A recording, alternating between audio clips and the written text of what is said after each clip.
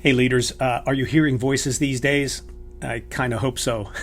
There are a lot of voices in our world and in our lives. And it seems like there's so many today, whether it's about the pandemic or social issues or what we should do with our money or our time or our talents. A lot of folks are speaking to us. A lot of people in our world want us to hear their voice. And then we've got some inner voices, right? It's kind of our own voice telling us things. And how do we discern what voices to listen to, what voices matter? I'm in my office area that I'm usually in when I talk with you, but I'm not at my desk. I'm over in an area that has a couch and some chairs, and it's a little more casual. My wife and I share this part of the office. We have a painting here. It's not an original. It's a Rembrandt, and many of you will recognize it as The Return of the Prodigal Son. And much of that story is about voices. And later in our 4-series broadcast that I'm doing here around the voices we hear and the voices we listen to, I'm going to unpack this painting a little bit more about the voices represented there and what they might mean to us as we try to lead, as we try to listen well, as we try to pay attention to voices that really matter and move away or just at least handle with caution voices that don't matter as much or that we shouldn't follow.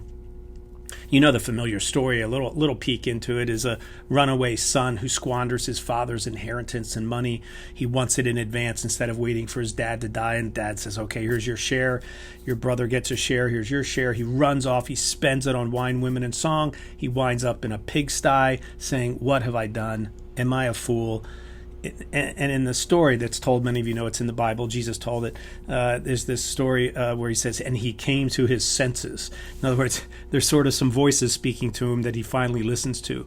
But he comes back expecting that his dad will barely acknowledge him. In the Jewish custom of the day, they should have counted him as dead and neglected him and turned from him because he rebelled in such a horrible way against his dad.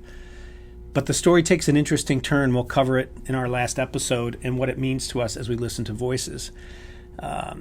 What voices do you listen to? I think there's at least 4 that we, in a very practical way, have to pay attention to, but what do we do with them?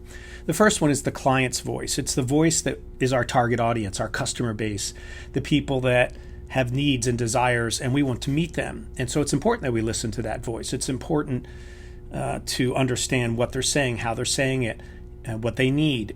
And to ask ourselves, can I provide what they need? Can I bring the service or the product or the feedback, whatever it is they need? The problem is some organizations, too many businesses or schools or churches reshape or realign everything around the client or customer voice. And so what happens is we tend to compromise our identity or our values or our core mission because we're listening so much to the customer, we change everything around the customer or a subset of the customer base that it gets us off track. We're so eager to please, so eager to make a sale or get a message across that we ignore the true core of what we're about and what we're supposed to be doing.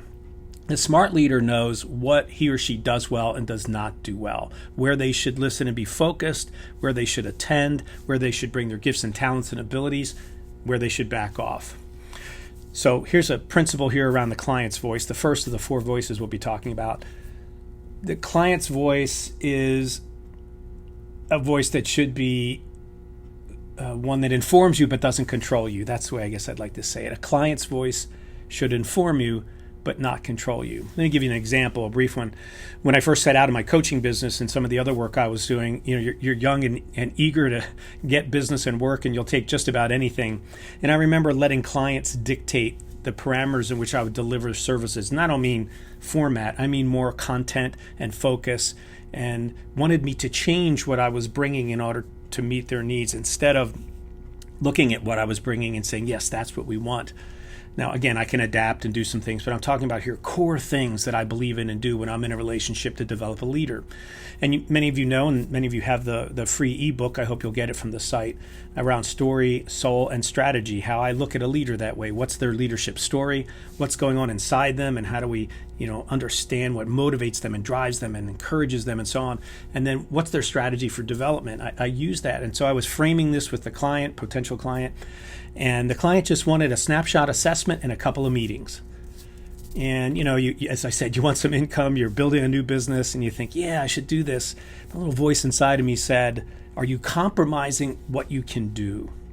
In other words, there is a basic sort of package, if you will, that I offer, but I can't offer less than that. I can't do less than the quality of work and the focus of the work I do. The same is true of you. You can't do half your job and expect it to be the best thing that you have to offer a client.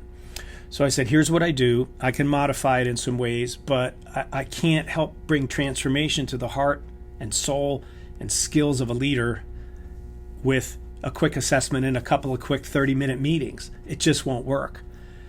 And I'm glad I was true to that. At first, I did a couple of those. I learned the hard way, but then I became more true to that voice. So I just encourage you, remember, listen to the voice of the client, but don't let it control you. Remember what you bring, the core of who you are.